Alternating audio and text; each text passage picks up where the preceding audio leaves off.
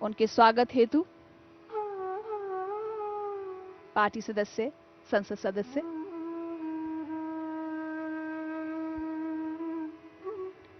आज दीनदयाल उपाध्याय पुण्यतिथि को समर्पण दिवस के रूप में मनाया जा रहा है।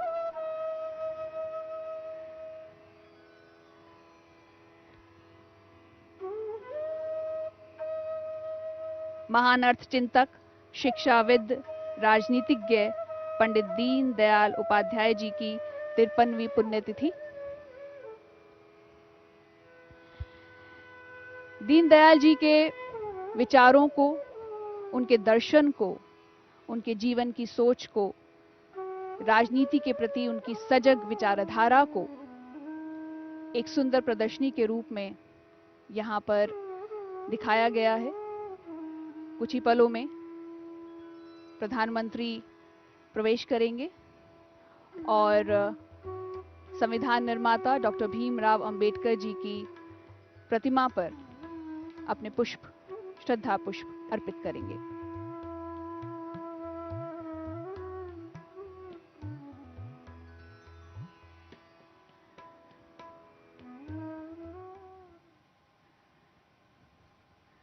विश्व का सबसे बड़ा जनतंत्र भारत और हमारे संविधान निर्माता डॉक्टर भीमराव अंबेडकर और देश के गौरव माननीय प्रधानमंत्री श्री नरेंद्र मोदी जी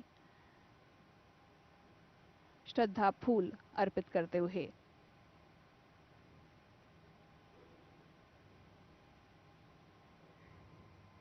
लक्ष्य अंत्योदय, प्रण अंत्योदय, पथ अंत्योदय।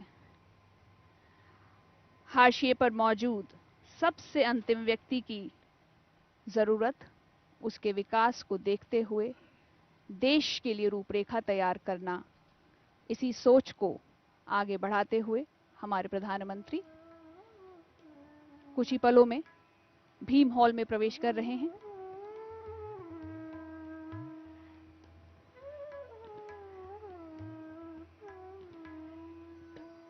दीनदयाल उपाध्याय जी के जीवन, उनके विचार, दर्शन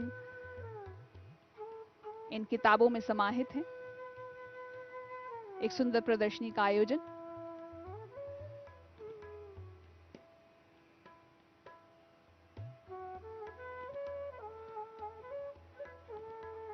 हमारे देश के महानतम नेताओं, विचारकों का दर्शन इन किताबों में निहित है।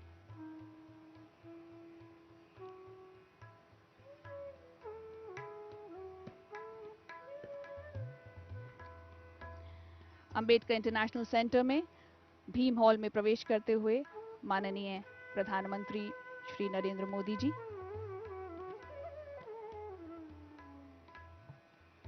कुछ ही पलों में वे मंच पर होंगे और पंडित दीनदयाल उपाध्याय जी को पुष्प श्रद्धांजलि देंगे। सभागार में पार्टी सदस्य मौजूद।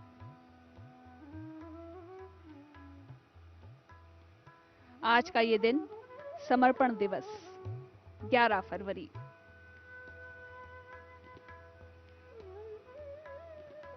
प्रधानमंत्री मंच पर आ चुके हैं।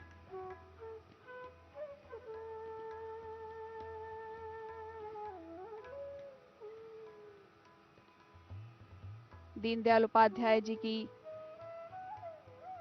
बहुत ही सुंदर तस्वीर, छवि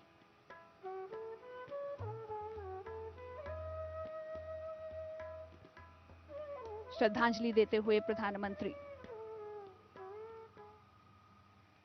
नमन करते हुए भारतीय जनता पार्टी के विचार और दर्शन के प्रेरणा पुरुष माननीय दीनदयाल जी को अपनी पुष्पांजलि अर्पित कर रहे हैं।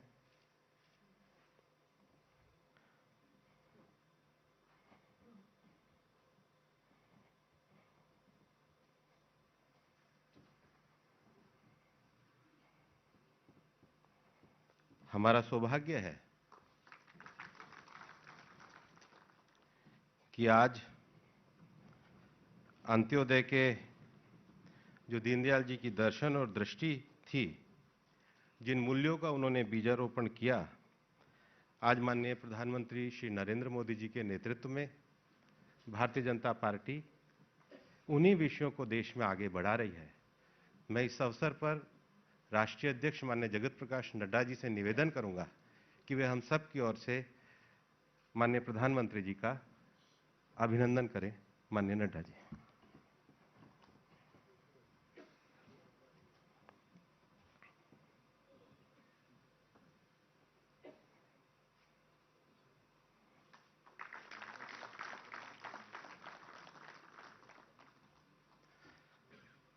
हम सब इस बात से भलीभांति परिचित हैं कि दीनदयाल जी का जीवन संगठन सेवी और तपस्वी का जीवन था। राजनीति में शुचिता का संकल्प व्रत लेने की प्रेरणा पंडित दीनदयाल जी के राजनीतिक जीवन से हमको मिलती है और इस अवसर पर पार्टी के राष्ट्रीय अध्यक्ष माननीय जगत प्रकाश नड्डा जी से मैं निवेदन करूंगा कि वे इस अवसर पर हम सभी सांसदों को प्रास्ताविक भाषण दें। माननीय राष्ट्रीय अध्यक्ष जगत प्रकाश नड्डा जी।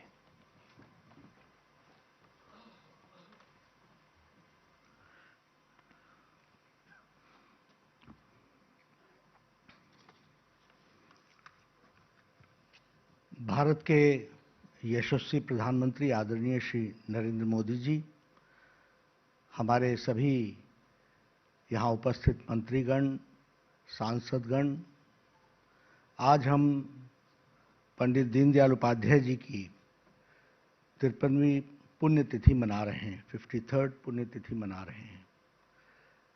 संसद लगने के कारण, सत्र होने के कारण हम लोगों ने तय किया कि हमारे सभी सांसदगण आज यहाँ उपस्थित होकर के पुण्यतिथि भी मनाएंगे और ऐसे ही हम देश भर में सभी इकाइयों में पंडित दीनदयाल उपाध्याय जी के कृत्य को याद भी कर रहे हैं और उनके बताए रास्ते पर चलने का संकल्प लेते हुए आगे बढ़ने का हम लोगों ने तय किया है। आज ये हमारा सौभाग्य है कि आदरणीय प्रधानमंत्री जी का मार्गदर्शन हमको पुण्यतिथि के अवसर पर मिलेगा और जिस तरीके से प्रधानमंत्री जी का संगठन के प्रति समर्पण और जब भी पार्टी ने किसी भी दृष्टि से कोई भी उनसे निवेदन किया, उन्होंने हमेशा पार्टी के निवेदन को स्वीकार भी किया और पार्टी को मजबूती देने के लिए और पार्टी के मार्गदर्शन करने के लिए हमेशा वो आतुर रहे हैं। आज वो हम सबके बीच में हम सबके निवेदन पर आए हैं। मैं अपनी ओर से उनका अभिनंदन भी करता हूं, स्वागत भी करता हूं और उनके मार्गदर्शन से हमको जो रास्ता मिलेगा उस पर हम सब लोग संकल्प लेकर के चलेंगे, ऐसा हम विश्वास रखते हैं। आज पंडित दीनदयाल उपाध्याय जी की पुण्यतिथि है। हम सब जानते हैं कि भारतीय राजनीति के वह शिखर पुरुष थे और हमारे भारतीय जनसंघ के संस्थापक सदस्य भी थे। लंबे समय महामंत्री रहे, बाद में वो अध्यक्ष बने। बहुत ही रहस्यमय तरीके से वो हम सबको छोड़ करके चले गए और वो रहस्य आज भी बना रहा है। लेकिन उन्होंने बहुत ही कम अवधि में भारतीय जनसंघ को जो गति दी, ताकत दी, उससे हम लोग प्रेरणा लेकर के आज अभी जो भारतीय जनता पार्टी का विशाल स्वरूप और दुनिया की सबसे बड़ी पार्टी बनी है और विचारधारा को लेकर के चल रही है, उसके मूल में पंडित दीनदयाल उपाध्याय जी का दिया हुआ मंत्र है, दृष्टि है, जिसको हम सब लोग लेकर के चल रहे हैं। जहाँ तक उनके खुद का व्यक्तित्व का सवाल था, हम सब जानते हैं कि बहुत कम लोग होते हैं जिनमें कई प्रकार के गुण होते हैं। वो बहुआयामी के धनी थे, प्रतिभा के धनी थे और एक शख्सियत ऐसे थे जिसमें राजनेता के गुण भी थे, संगठक के गुण भी थे और विचारक के गुण भी थे। 3 in 1 थे और उन्होंने हम सब लोगों को, संगठन को भी मजबूत किया, विचार भी दिया और साथ ही साथ राजनेता के तरीके से नेतृत्व भी उन्होंने प्रदान किया। हम सब जानते हैं कि उन्होंने एकात्म मानववाद का मंत्र दिया, जिसको लेकर हम सब लोग हमारी सरकारें, हमारा नेतृत्व उसको लेकर के आगे बढ़ा है। ऐसे अटल जी के शब्दों में कहें तो राजनीति उनके लिए साध्य था, साधन था, साध्य नहीं था। वो साधन के रूप में उसको इस्तेमाल किया उन्होंने और इसी बात को वो आगे बढ़ाते चले गए। हम सब लोगों ने अपनी सरकारों में अंत्योदय को आगे बढ़ाया और प्रधानमंत्री नरेंद्र मोदी जी ने उसी को साकार करते हुए जो मंत्र आगे दिया सरकार में, सबका साथ, सबका विकास, सबका विश्वास, ये उसी मंत्र को, अंत्योदय एकात्म मानववाद को बढ़ाते हुए, फिर चाहे वो जनधन योजना हो, आयुष्मान योजना हो, प्रधानमंत्री आवास योजना हो, प्रधानमंत्री किसान सम्मान निधि हो, सौभाग्य योजना हो, उजाला योजना हो, उज्ज्वला योजना हो, ये सारी योजनाएं अंतिम व्यक्ति को ताकत देने का काम प्रधानमंत्री जी के नेतृत्व में हुआ है। इसलिए दीनदयाल उपाध्याय जी के बताए मंत्र को साकार करने का काम प्रधानमंत्री नरेंद्र मोदी जी ने बखूबी किया है और उसको दुनिया ने भी माना है और दुनिया में भी उसकी ख्याति बनी है। इस बात को हमको समझना चाहिए। उनका, पंडित दीनदयाल उपाध्याय जी का मानना था कि संगठन सेवा का माध्यम है और कोरोना काल में प्रधानमंत्री मोदी जी ने हम सबको एक दृष्टि दी, दिशा दी, ताकत दी और मंत्र दिया, सेवा ही संगठन है। और सेवा ही संगठन में भारतीय जनता पार्टी ने कोरोना काल में सबसे आगे बढ़ करके मानवता की सेवा के लिए एक बहुत बड़ा काम किया, आपके नेतृत्व में किया। उसका भी हमको उसमें से मार्गदर्शन मिला। आपने जिस तरीके से कोरोना संक्रमण को, पेंडेमिक को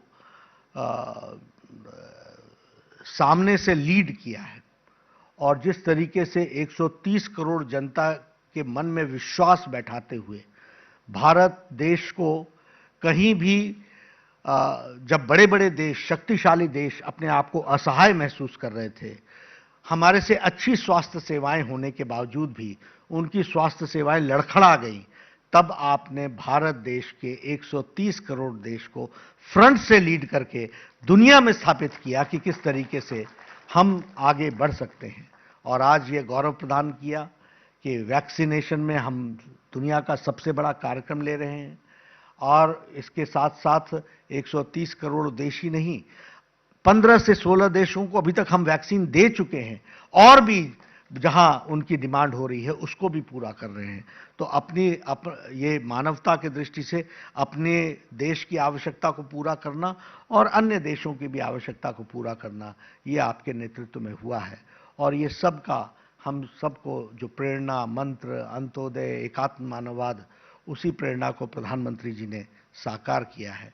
आज वो हमारे बीच में हैं, हम सबको उनका मार्गदर्शन इस पुण्यतिथि में मिलेगा। मैं प्रधानमंत्री जी को विश्वास दिलाता हूं कि आज समर्पण दिवस पर जो हम सारे देश में सभी इकाइयों में मनाते हैं, वो हम उसमें जो आपका मार्गदर्शन मिलेगा उसको लेकर के हम आगे कार्यक्रम भी लेंगे और पंडित दीनदयाल उपाध्याय जी के रास्ते पर चलते हुए सरकार के माध्यम से जो गरीबों की सेवा हो रही है, जो महिलाओं की सेवा हो रही है, जो किसानों की सेवा हो रही है, जो मजदूरों की सेवा हो रही है, जो आत्मनिर्भर भारत में आत्मविश्वास के साथ आपके नेतृत्व में भारत बढ़ा है आगे, उसको हम आगे बढ़ाने में पार्टी का भी एक एक कार्यकर्ता पूरी ताकत के साथ लगेगा, यही आपको विश्वास दिलाता हूं। और मैं निवेदन करूंगा आपसे कि आपका हम सबको मार्गदर्शन मिले। इसके पहले एक एकल गीत होगा और एकल गीत के पश्चात फिर प्रधानमंत्री जी का हम सबको मार्गदर्शन मिलेगा।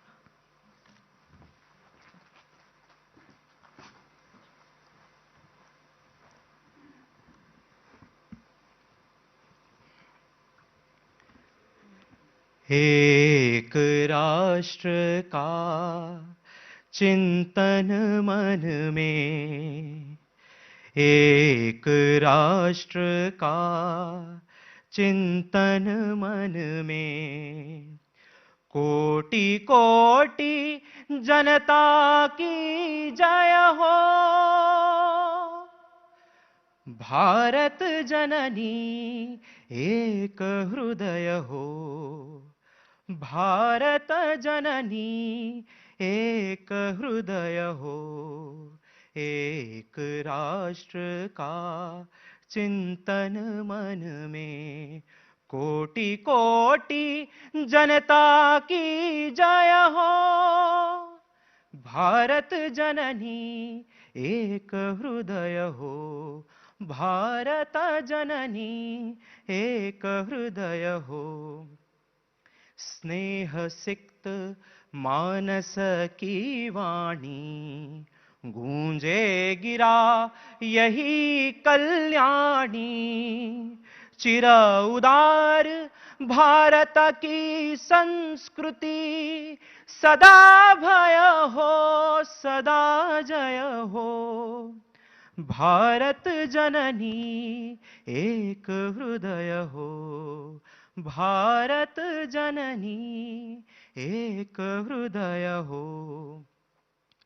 मिटे विषमता सरसे समता, रहे मूल में मीठी ममता।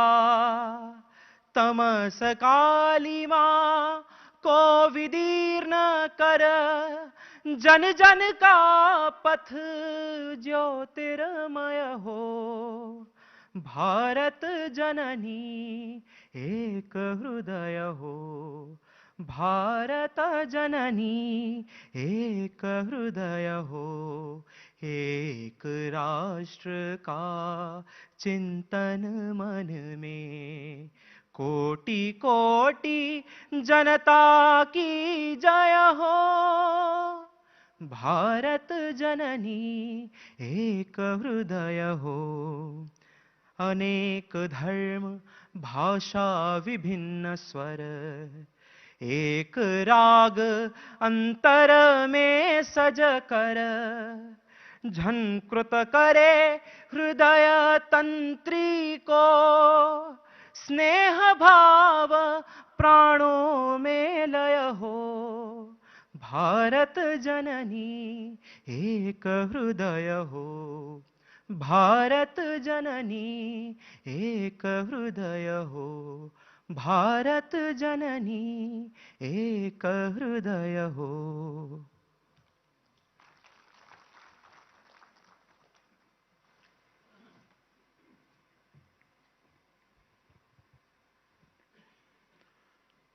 भारत माता की, भारत माता की, भारत माता की। मैं कहूंगा दीनदयाल उपाध्याय, आप कहिए अमर रहे, अमर रहे। दीनदयाल उपाध्याय, दीनदयाल उपाध्याय, दीनदयाल उपाध्याय। कार्यक्रम में मेरे साथ उपस्थित भारतीय जनता पार्टी के राष्ट्रीय अध्यक्ष श्रीमान जेपी नड्डा जी, पार्टी के सभी वरिष्ठ पदाधिकारीगण और सभी माननीय सांसद, आज हम सब दीनदयाल उपाध्याय जी पुण्यतिथि पर अनेक चरणों में अपनी श्रद्धांजलि अर्पित करने के लिए एकत्र हुए हैं। पहले भी अनेकों अवसर पर हमें दीनदयाल जी से जुड़े कार्यक्रमों में शामिल होने का, अपने विचार रखने का और अपने वरिष्ठ जनों से विचार सुनने का अवसर मिलता रहा है। यहां पर तो सभी लोग उस विचार परिवार के सदस्य हैं। दीनदयाल जी जिसके मुखिया की तरह, एक प्रेरणा की तरह अविरत रूप से हमें प्रेरणा देते रहे हैं। आप सबने दीनदयाल जी को पढ़ा भी है और उन्हीं के आदर्शों से अपने जीवन को गढ़ा भी है। और इसलिए आप सब उनके विचारों से, उनके समर्पण से भली भांति परिचित है। मेरा अनुभव है और आपने भी महसूस किया होगा कि हम जैसे जैसे दीनदयाल जी के बारे में सोचते हैं, बोलते हैं, सुनते हैं, उनके विचारों को पढ़ने का प्रयास करते हैं,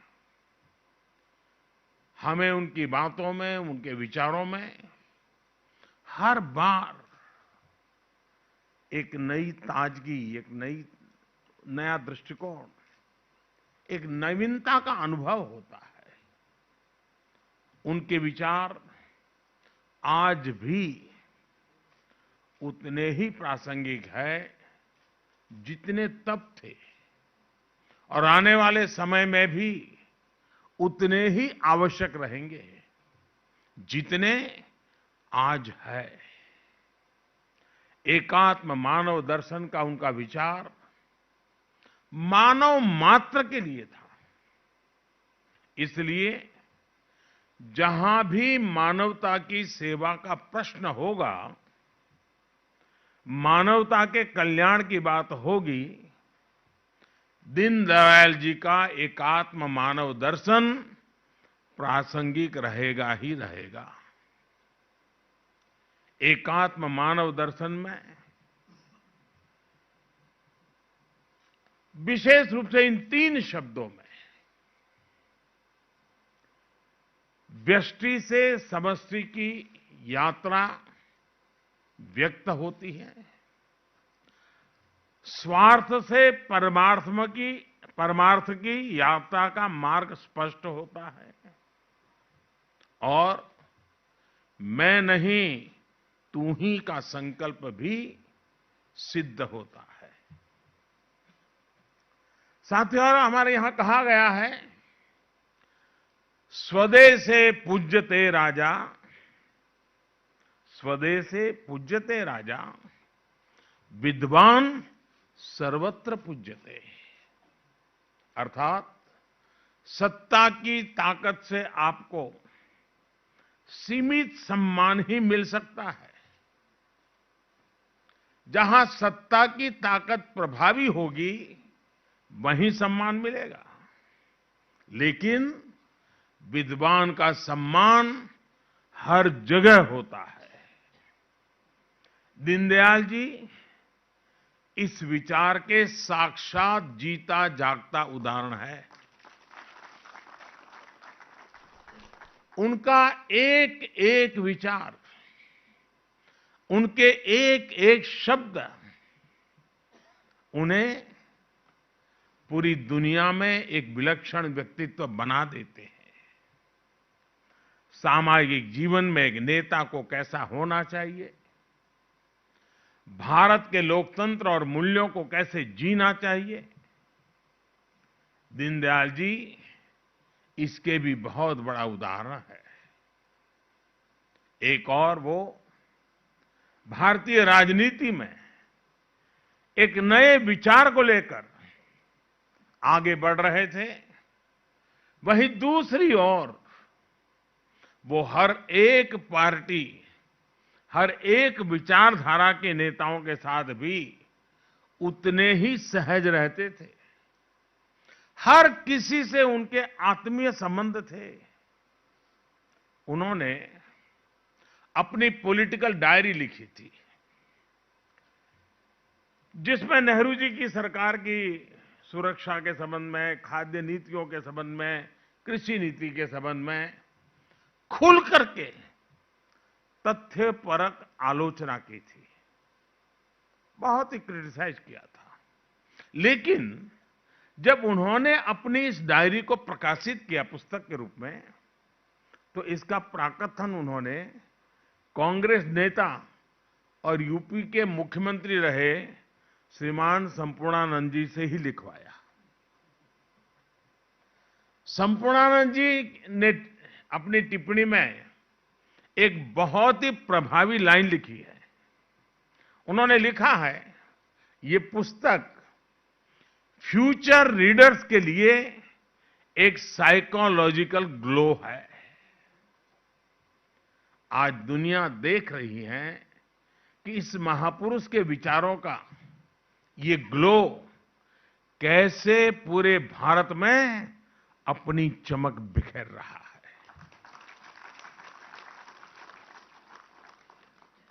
साथियों, हमारे शास्त्रों में कहा गया है, स्वदेशो भुवनम त्रयम, स्वदेशो भुवनम त्रयम, अर्थात अपना देश ही हमारे लिए सब कुछ है, तीनों लोकों के बराबर है। जब हमारा देश समर्थ होगा तभी तो हम दुनिया की सेवा कर पाएंगे, एकात्म मानव दर्शन को सार्थक कर पाएंगे। दीनदयाल उपाध्याय जी भी यही कहते थे। उन्होंने एक स्थान पे लिखा था, एक सबल राष्ट्र ही विश्व को योगदान दे सकता है। यही संकल्प आज आत्मनिर्भर भारत की मूल अवधारणा है। इसी आदर्श को लेकर ही देश आत्मनिर्भरता के रास्ते पर आगे बढ़ रहा है। कोरोना काल में देश ने अंत्योदय की भावना को सामने रखा और अंतिम पायदान पर खड़े हर गरीब की चिंता की। आत्मनिर्भरता की शक्ति से देश ने एकात्म मानव दर्शन को भी सिद्ध किया, पूरी दुनिया को दवाएं पहुंचाई और आज दुनिया को वैक्सीन भी पहुंचा रहा है। साथियों, देश की एकता अखंडता के लिए भी आत्मनिर्भरता की जरूरत पर दीनदयाल जी ने विशेष जोर दिया था। 1965 में भारत पाक युद्ध के दौरान भारत को विदेशों से हथियार के लिए निर्भर रहना पड़ता था और दीनदयाल जी ने कहा था कि हमें सिर्फ अनाज में ही नहीं बल्कि हथियार और विचार के क्षेत्र में भी भारत को आत्मनिर्भर बनाना होगा। उनके इस विजन को पूरा करने के लिए भारत आगे बढ़ रहा है। आज भारत में डिफेंस कॉरिडोर बन रहे हैं, स्वदेशी हथियार बन रहे हैं और तेजस जैसे फाइटर जेट्स भी हवा में उड़ान भर रहे हैं। हथियार के क्षेत्र में आत्मनिर्भरता से अगर भारत की ताकत और भारत की अर्थव्यवस्था मजबूत हो रही है तो विचार की आत्मनिर्भरता से भारत आज दुनिया के कई क्षेत्रों में नेतृत्व दे रहा है। आज भारत की विदेश नीति दबाव और प्रभाव से मुक्त होकर राष्ट्र प्रथम के नियम से चल रही है। नेशन फर्स्ट, प्रकृति के साथ सामंजस्य का दर्शन दीनदयाल जी ने हमें दिया था। भारत आज इंटरनेशनल सोलर अलायंस का नेतृत्व करके दुनिया को वही राह दिखा रहा है। साथियों, दीनदयाल उपाध्याय जी ने दुनिया की किसी भी सोच के प्रभाव में अपने विचारों को नहीं गढ़ा था, इसलिए उनके विचारों में एक मौलिकता थी। भारत की भावना, भारत का मानस, भारत के मूल्य, वेद से विवेकानंद तक की भारत की चिंतन यात्रा, ये सारी बातें दीनदयाल जी के चिंतन में झलकती थी। इसलिए वो एक ऐसी अर्थव्यवस्था की बात करते थे जिसमें पूरा भारत शामिल हो, जिसमें पूरे भारत की विविधता झलके, लोकल इकोनॉमी पर विजन इस बात का प्रमाण है कि उस दौर में भी उनकी सोच कितनी प्रैक्टिकल और व्यापक थी।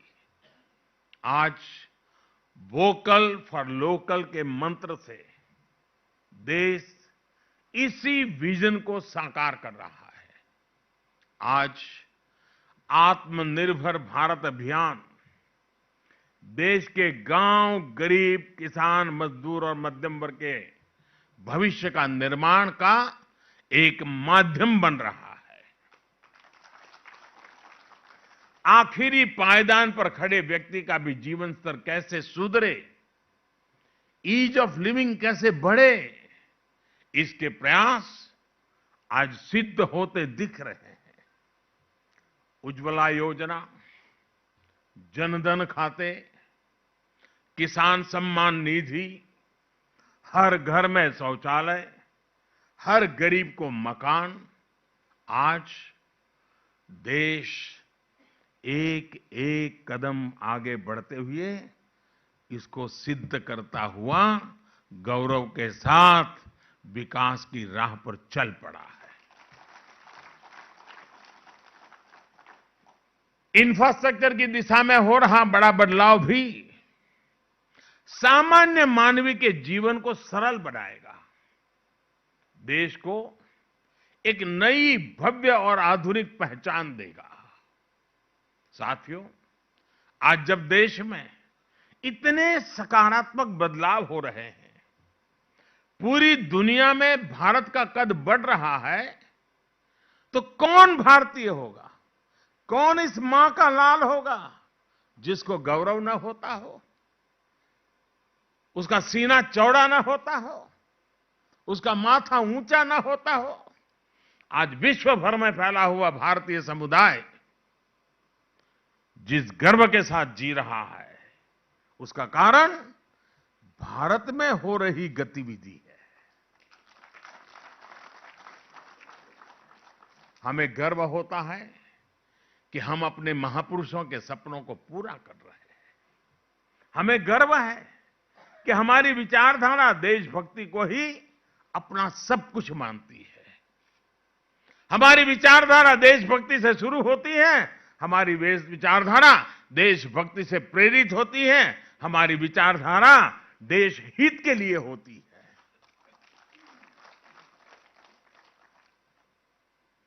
हम उसी विचारधारा में पले हैं जो विचारधारा राष्ट्र प्रथम, नेशन फर्स्ट की बात करती है। ये हमारी विचारधारा है कि हमें राजनीति का पाठ राष्ट्र नीति की भाषा में पढ़ाया जाता है।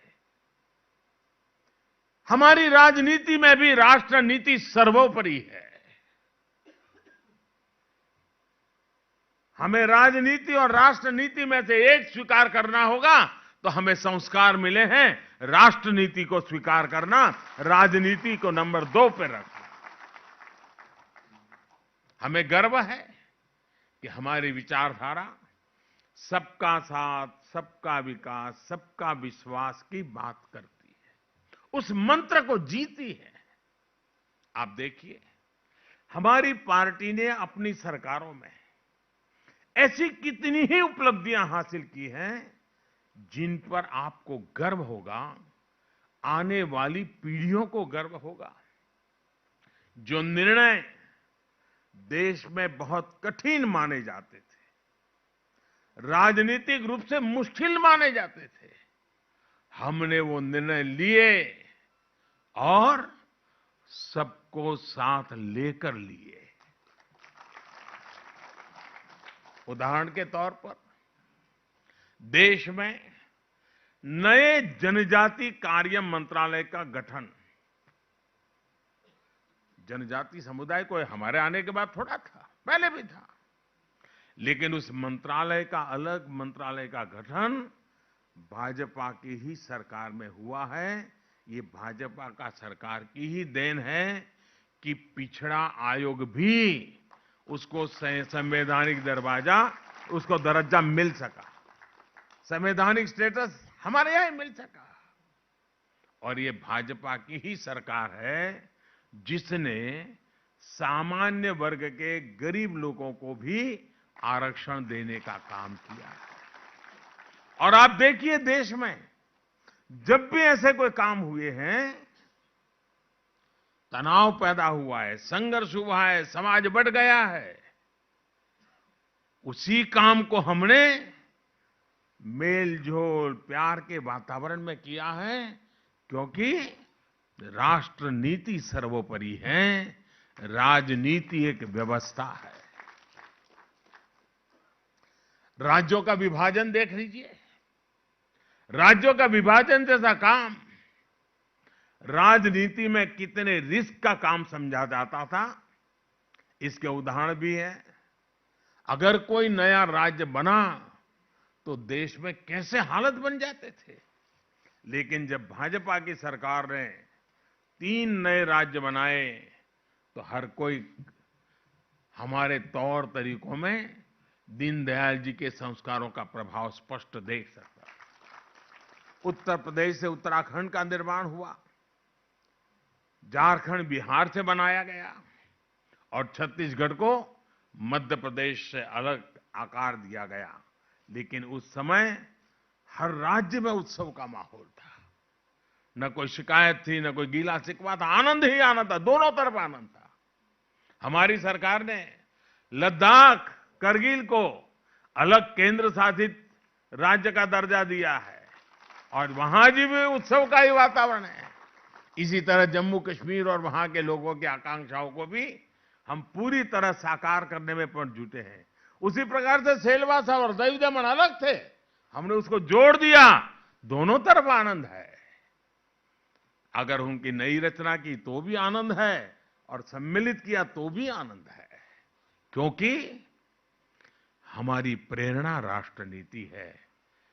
राजनीतिक स्वार्थ के लिए हम निर्णय नहीं करते हैं और इसका असर जन सामान्य के मन पर होता है। साथियों, हम राजनीति में सर्वसम्मति को महत्व देते हैं। हम सहमति के प्रयास को करते करते सर्वसम्मति तक जाना चाहते हैं। दीनदयाल जी कभी भी राजनीतिक अस्पृश्यता में विश्वास नहीं रखते थे। और आपको याद होगा, जब मैं 2014 में आया तो मुझे सदन में एक बार बोलने का मौका मिला। तब मैंने सदन में कहा था और बड़ी जिम्मेवारी के साथ कहा था और बड़े कन्विक्शन के साथ कहा था। जो इस कन्विक्शन को हम लोग जीते हैं, हमें संस्कार में मिले हैं। और मैंने पार्लियामेंट में कहा था कि बहुमत से सरकार चलती है, बहुमत से सरकार तो चलती है, लेकिन देश तो सहमति से चलता है, सर्वसम्मति से चलता है। और हम सिर्फ सरकार चलाने नहीं आए हैं, हम तो देश को आगे ले जाने के लिए आए। हमारे राजनीतिक दल हो सकते हैं, हमारे विचार अलग अलग हो सकते हैं, हम चुनाव में पूरी शक्ति से एक दूसरे के खिलाफ लड़ते हैं, पर इसका मतलब ये नहीं कि हम अपने राजनीतिक विरोधी का सम्मान न करें। आपने देखा होगा, प्रणब मुखर्जी साहब, हमें भारत रत्न देने में गर्व हुआ। वे कोई हमारी पार्टी के नहीं थे, हमारे आलोचक थे। अभी आसाम में तरुण गोगोई जी, नागालैंड में एमसी जमीर जी, ये सारे हमारे राजनीतिक विचार थे, हमारे राजनीतिक दल से कोई लेना देना नहीं था। न ही हमारी पार्टी का हिस्सा थे, न हमारे गठबंधन का हिस्सा थे, लेकिन राष्ट्र के प्रति उनके योगदान का सम्मान करना हमारा कर्तव्य। हमने पद्मश्री दिया, पद्म भूषण दिया। राजनीतिक अस्पृश्यता का विचार हमारा संस्कार नहीं है। आज देश भी इस विचार को, अस्पृश्यता के विचार को अब देश अस्वीकार कर चुका है। हां, ये बात जरूर है कि हमारी पार्टी में वंशवाद को नहीं, कार्यकर्ता को महत्व दिया जाता है। इसलिए आज देश हमसे जुड़ रहा है और हमारे कार्यकर्ता भी हर देशवासी को अपना परिवार मानते हैं। कहीं कोई आपदा आती है तो हमारे करोड़ों कार्यकर्ता अपना सब कुछ छोड़कर वहां पहुंच जाते हैं। कोरोना जैसा इतना बड़ा संकट आया, दुनिया में हर कोई अपने जीवन के लिए डरा हुआ था, लेकिन हमारे करोड़ों कार्यकर्ताओं ने अपना दायित्व समझकर दिन रात एक कर दिया। राष्ट्रीय अध्यक्ष जी ने पार्टी कार्यकर्ताओं से आह्वान किया था कि सरकार के साथ साथ वो भी अपनी जिम्मेदारी निभाएं। हर कार्यकर्ता ने सेवा के संकल्प को राष्ट्रव्यापी मिशन बना दिया था और मैं पार्टी का आभारी हूं, राष्ट्रीय अध्यक्ष जी का आभारी हूं कि मुझे वीडियो कॉन्फ्रेंस के माध्यम से देश भर के कार्यकर्ताओं के साथ इस कोरोना कालखंड में उन्होंने जो सेवा कार्य किए उसका वृत्त सुनने का अवसर मिला था। हमारे कार्यकर्ताओं ने कैसे कैसे संकटों को, रिस्क को उठाया था और कितने जी जान से उन्होंने गरीबों की सेवा की थी। किसी गरीब के घर में चूल्हा न जले, कोई गरीब रात को भूखा न सोए, इसके लिए भारतीय जनता पार्टी का गांव-गांव में कार्यकर्ता दिन रात लगा रहा था। मैं देख रहा था कि जब हमारे श्रमिक बंधु अफवाहों के चलते, भय के चलते और कुछ लोगों की राजनीतिक इरादों के चलते जब शहरों को छोड़ करके, रोजी रोटी छोड़ करके गांव की ओर चल पड़े थे, तब भारतीय जनता पार्टी के कार्यकर्ता राह पर खड़े रह करके उनको जूते तक देने की चिंता करते थे, उनकी दवाई की चिंता करते थे, उनके पानी की। ये सारा वृत्त मैं सुन रहा था, मेरे मन को छू रहा था और कार्यकर्ताओं के इस परिश्रम से मुझे भी काम करने की प्रेरणा मिलती थी। इस अभियान में किसी ने वोट बैंक की चिंता नहीं की। ये नहीं सोचा कि किसका वोट हमें मिलता, किसका नहीं मिलता। साथियों, हमारी पार्टी, हमारी सरकार आज महात्मा गांधी के उन सिद्धांतों पर चल रही है जो हमें प्रेम और करुणा के पाठ पढ़ाते हैं। हमने बापू की 150वीं जन्म जयंती भी बनाई और उनके आदर्शों को अपनी राजनीति में, अपने जीवन में भी उतारा। हमारी सरकार ने हमारे महापुरुषों को भी राजनीतिक समीकरण के चश्मे से कभी नहीं देखा। जिन स्वाधीनता सेनानियों की उपेक्षा होती रही, उन्हें हमने सम्मान दिया। ये हमारी ही सरकार है जिसने नेताजी को वो सम्मान दिया जिसके वो हकदार थे। उनसे जुड़ी हुई फाइल्स को खोला, लाल किले पर झंडा फहराने का काम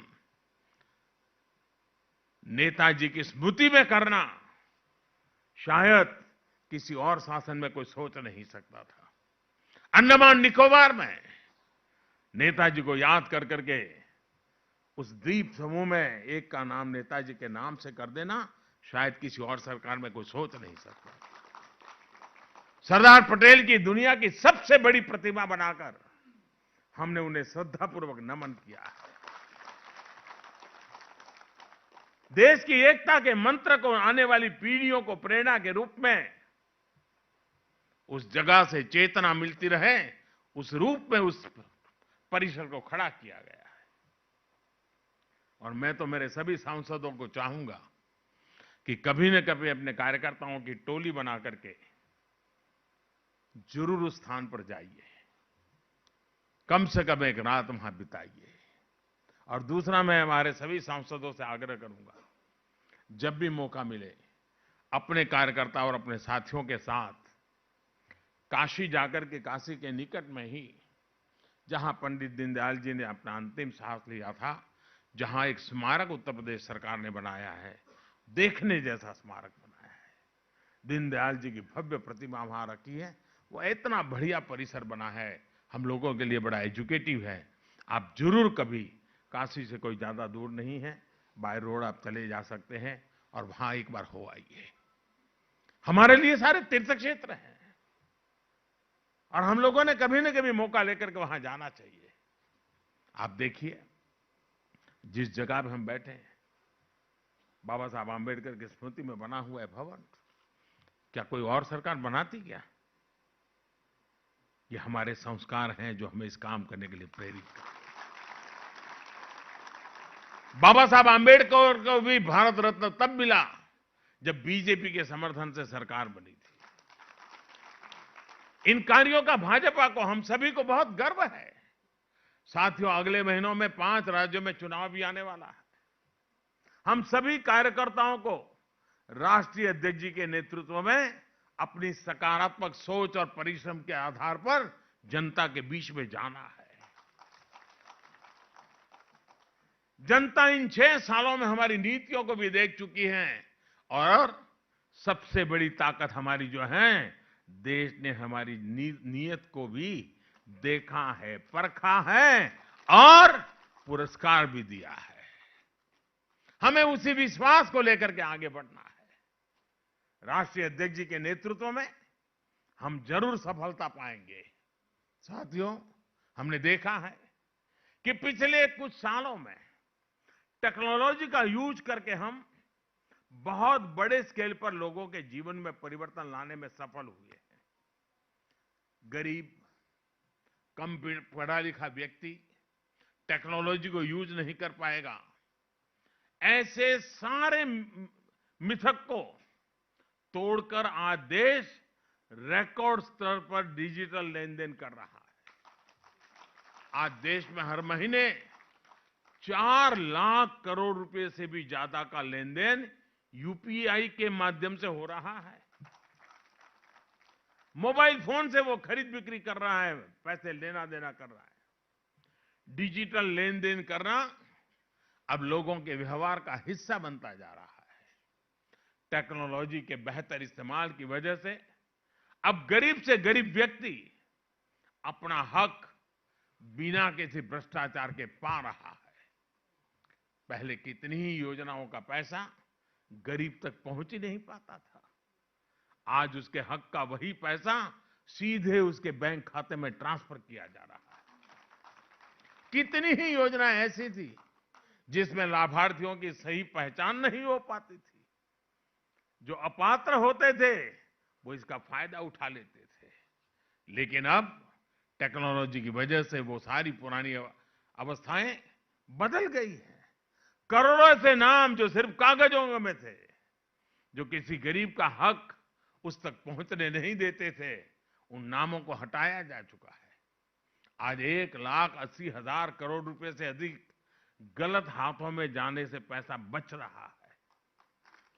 टेक्नोलॉजी का बेहतर इस्तेमाल आपको अपने क्षेत्र के लोगों के साथ कनेक्ट करने में बहुत मदद कर सकता है। इसके लिए एक अहम माध्यम नमो ऐप भी है।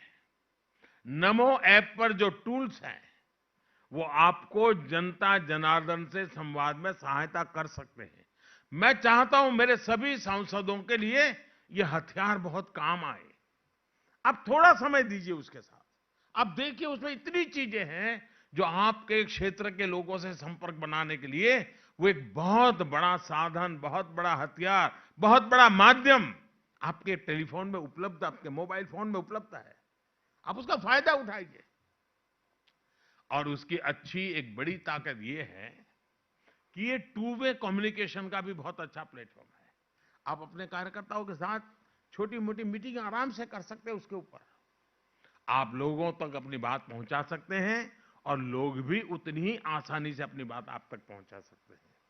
साथियों, आजादी के 75 वर्ष का अवसर आज हमारे एकदम सामने खड़ा है। आत्मनिर्भर भारत को लेकर आज पूरे देश में एक चेतना जगी है। मैं आपसे आग्रह करूंगा, पार्टी की हर इकाई, देश में भी, राज्यों में भी, जिले में भी और पोलिंग बूथ तक, हर इकाई आजादी के 75 साल निमित्त कम से कम 75 ऐसे कोई न कोई काम हम करेंगे। कर सकते हैं क्या? कम से कम 75 काम के साथ हम जुड़ेंगे। भले 1 साल लगे, 1.5 साल लगे, लेकिन हम करेंगे। हम उन 75 कामों को आइडेंटिफाई करें। आजादी के 75 साल के निमित्त इस काम को अवश्य करें और उसका हिसाब किताब रखें। देश के सामान्य मानवी से जुड़ने का हम प्रयास करें। आजादी के 75 साल सिर्फ रंगाराग कार्यक्रम के समाप्त नहीं होना चाहिए। जन मन के साथ जुड़ने का एक बहुत बड़ा अवसर होना चाहिए। नई पीढ़ी को राष्ट्र के लिए प्रेरणा देने की एक ताकत के रूप में परिवर्तित होना चाहिए। और इसलिए भारतीय जनता पार्टी के हर कार्यकर्ता, जिसके लिए राष्ट्र नीति ही प्रेरणा है, इसके लिए आजादी का 75 का वर्ष ये भी अपने आप में एक बहुत बड़ी प्रेरणा है। साथियों, वोकल फॉर लोकल, आत्मनिर्भर भारत, मैं सभी मेरे एमपी साथियों से आग्रह करता हूं, मेरे सांसद साथियों से आग्रह करता हूं, मैं भारतीय जनता पार्टी के कार्यकर्ताओं से आग्रह कर रहा हूं। जो राह हमें दीनदयाल जी ने सिखाई थी, उस राह पर चलने के लिए हम कहीं से कुछ तो सोचें। एक काम आप कर सकते हैं क्या? कठिन है लेकिन करना है। मैं कहूंगा तो आपको लगेगा कि तो बहुत सरल है, लेकिन फिर भी मैं कहता हूं बहुत कठिन है।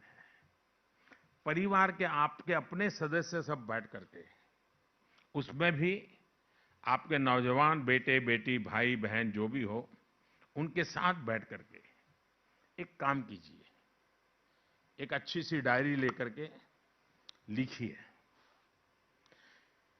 सुबह उठने से रात को सोने तक जिन जिन चीजों का उपयोग करते हैं, उसमें से कितनी हिंदुस्तान की हैं और कितनी बाहर की हैं, जरा सूची बनाइए।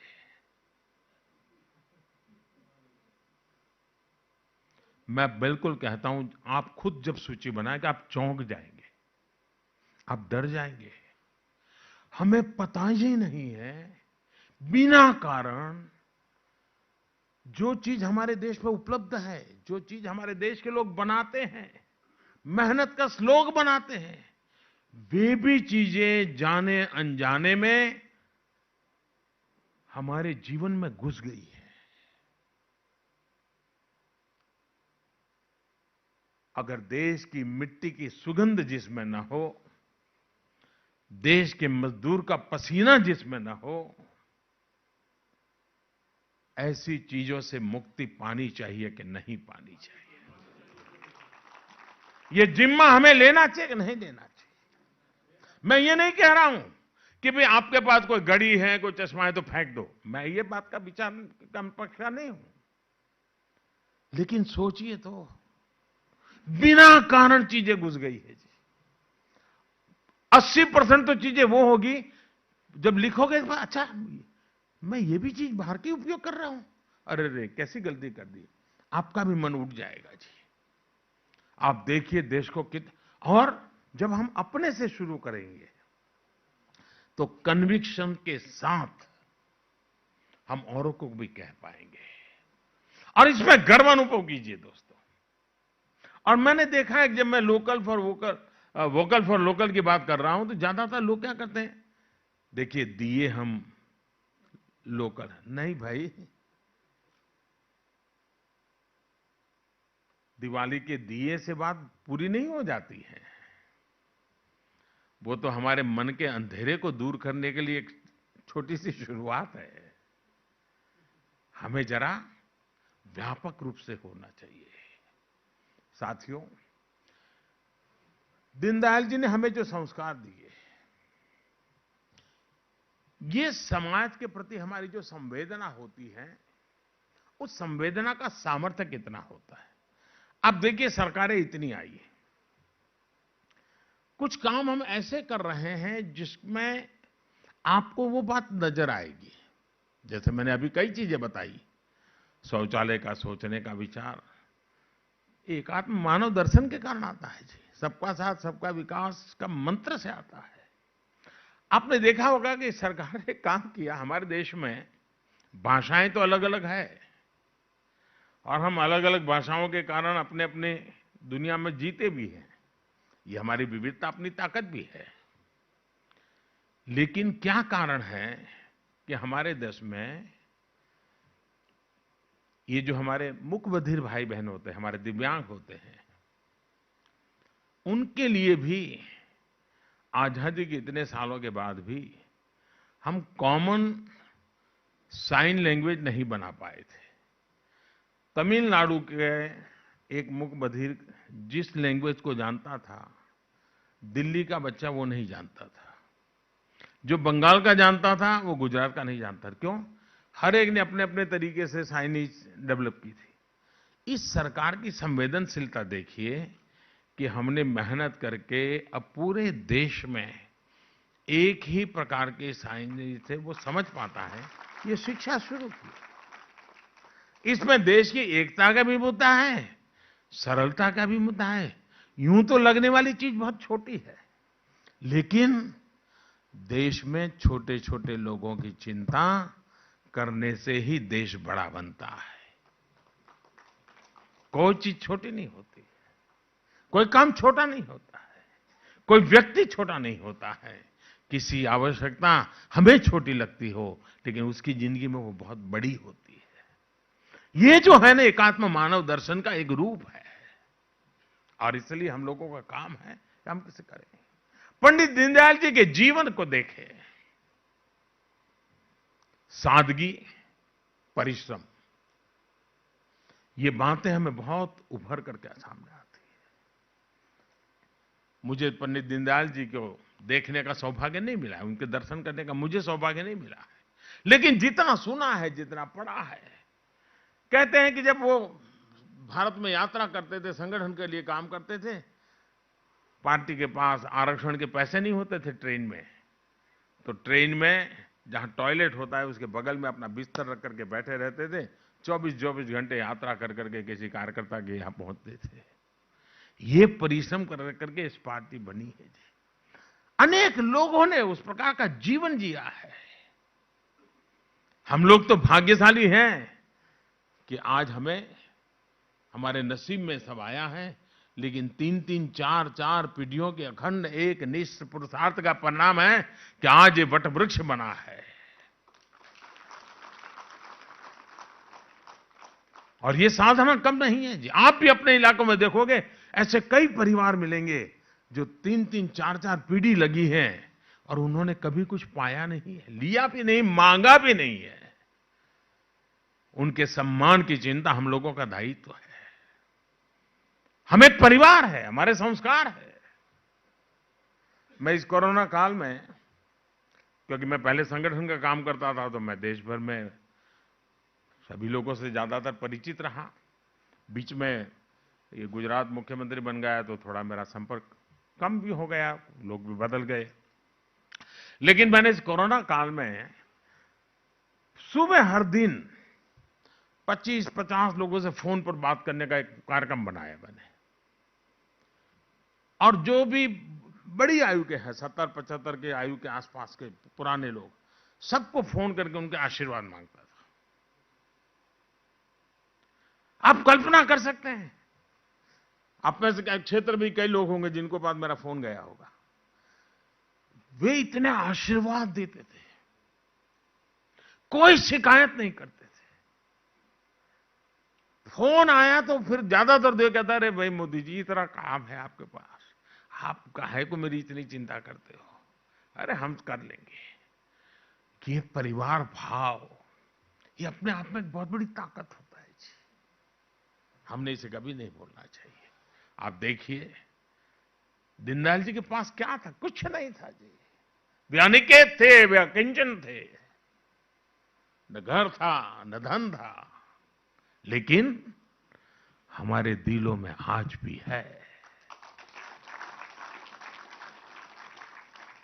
साथियों, ऐसी प्रेरक व्यक्तित्व, ऐसे प्रेरक विचार, ऐसी परंपरा की विरासत हमारे पास जब हो, तब हमें राष्ट्र सेवा के हमारे संकल्पों से कोई विचलित नहीं कर सकता है, कोई हमें विमुख नहीं कर सकता है।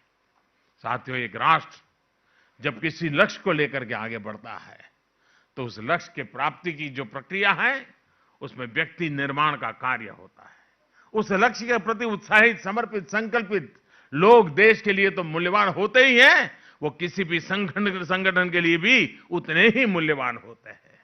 इसलिए एक संगठन के रूप में हमारे सामने अवसर हैं कि इस प्रक्रिया में हमें ऐसे कई नए लोग, खासकर युवा साथी मिलेंगे, जिनके स्वभाव में देश के लिए कुछ करना, देशवासियों के प्रति प्रेम, यह सब सहज रूप से होगा।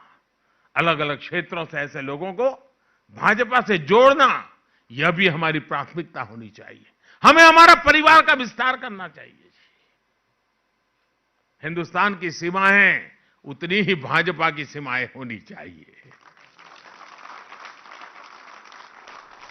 हमारे संगठन के क्वांटिटेटिव और क्वालिटेटिव विस्तार को भी यह अवसर है, और इसलिए मैं चाहूंगा कि हमें इसमें कहीं कमी नहीं है। एक और बात भी मैं कहना चाहूंगा, हमें अपने विचारों को व्यापक बनाने का प्रयास भी लगातार करते रहना चाहिए। इसके लिए दीनदयाल जी हमेशा अध्ययन पर विशेष जोर देते थे। आप सभी अध्ययन के लिए जरूर समय निकालें, आप संसद के संसाधनों का प्रयोग करें, और भी जैसी रुचि हो वैसे विषयों से भी जुड़े। दीनदयाल जी को पढ़ने समझने के लिए भी आप समय निकालें।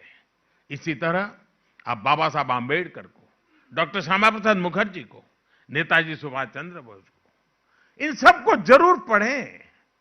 इससे आपके राजनीतिक जीवन में एक नई दिशा मिलेगी, आप एक अलग छाप छोड़ पाएंगे।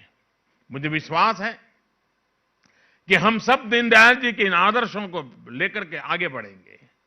दीनदयाल जी का अंत्योदय का जो सपना था, वो 21वीं सदी में एक नए भारत के निर्माण के साथ पूरा होगा। मेरे साथियों, देश की हमसे बहुत अपेक्षाएं हैं। उन अपेक्षाओं को पूरा करने के लिए हमें अपनी तरफ नहीं देखना है, आखिरी छोर पर जो इंसान बैठा है, जो परिवार बैठा है, उसकी तरफ देखना है। अगर हम उसको मन में रख करके काम करेंगे, न कभी थकान आएगी, न विराम का मन करेगा, न कोई मोह में उस दिशा में खींच करके ले जाएगा। हम विरक्त भाव से, तन मन धन से उसकी सेवा का आनंद ले पाएंगे। इसी एक भाव के साथ जब हम आगे बढ़ना चाहते हैं, तो आखिर में एक पंक्ति दोहरा करके पंडित दीनदयाल उपाध्याय जी को आदरपूर्वक श्रद्धांजलि देते हुए, आप सबको अनेक अनेक शुभकामनाएं देते हुए मैं यही कहना चाहूंगा, राष्ट्रभक्ति ले हृदय में, राष्ट्रभक्ति ले हृदय में, हो खड़ा यदि देश सारा। राष्ट्रभक्ति ले हृदय में, हो खड़ा यदि देश सारा। संकटों पर मात कर, संकटों पर मात कर, यह राष्ट्र विजयी हो हमारा, यह राष्ट्र विजयी हो हमारा। बहुत बहुत धन्यवाद।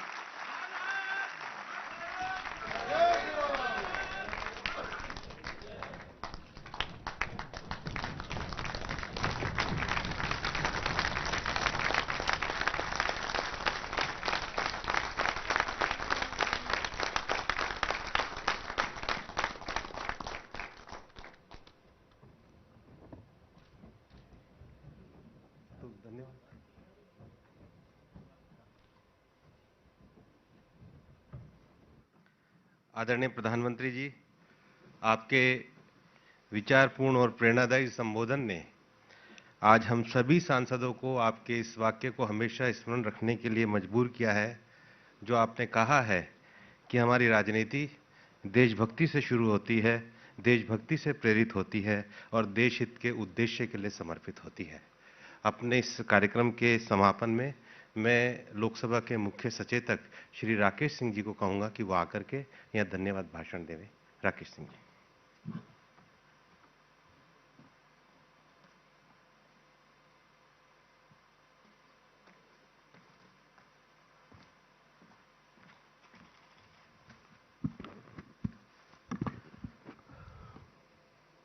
पंडित दीनदयाल उपाध्याय जी की 53वीं पुण्यतिथि के अवसर पर मंच पर विराजमान है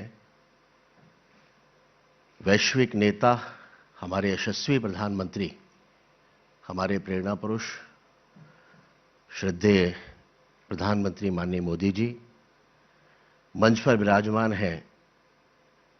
विश्व की सबसे बड़ी पार्टी भारतीय जनता पार्टी के राष्ट्रीय अध्यक्ष सम्मानीय जगत प्रकाश नड्डा जी, पंडित दीनदयाल उपाध्याय जी ने राष्ट्र की जिस चिति और उसके उदीयमान होने पर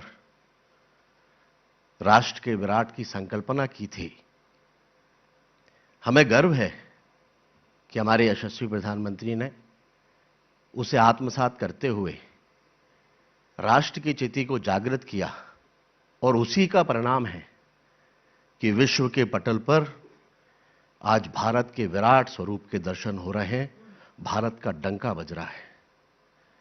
हम सभी यशस्वी प्रधानमंत्री जी का आभार प्रकट इसलिए भी करना चाहेंगे कि पंडित दीनदयाल उपाध्याय जी के विचार प्रवाह को जिस सरलता के साथ में उन्होंने आशीर्वाद स्वरूप आज हमें सौंपा है, हम सबके सामने रखा है, वो जीवन भर हम सबके लिए स्मरणीय रहेगा। मैं इस मंच से उनके प्रति आभार प्रकट करता हूं, उनका अभिनंदन करता हूं। मैं अभिनंदन करता हूं भारतीय जनता पार्टी के राष्ट्रीय अध्यक्ष जो पंडित दीनदयाल उपाध्याय जी के दिखाए हुए मार्ग पर भारतीय जनता पार्टी के एक एक कार्यकर्ता को लेकर आगे बढ़ रहे हैं, अंत्योदय के उस लक्ष्य की तरफ जहां हम सभी को जाना है। उन्होंने आज अपनी प्रस्तावना में भी हमें मार्गदर्शन देते हुए उस तरफ आगे बढ़ने के लिए कहा है। उनका भी मैं अभिनंदन करता हूं, उनके प्रति भी आभार प्रकट करता हूं। यहां उपस्थित भारतीय जनता पार्टी के हमारे सभी सम्मानीय केंद्रीय पदाधिकारीगण और भारतीय जनता पार्टी के सभी माननीय सांसद गणों का भी मैं अभिनंदन करता हूं, आभार प्रकट करता हूं। आभार करता हूं इस भवन को देने के लिए उस संस्था का और आज के इस कार्यक्रम से जुड़े हुए उस प्रत्येक व्यक्ति का जिसका योगदान आज के इस कार्यक्रम में है। मीडिया के मित्रों का भी मैं आभार प्रकट करता हूं। बहुत बहुत धन्यवाद। भारत माता की जय।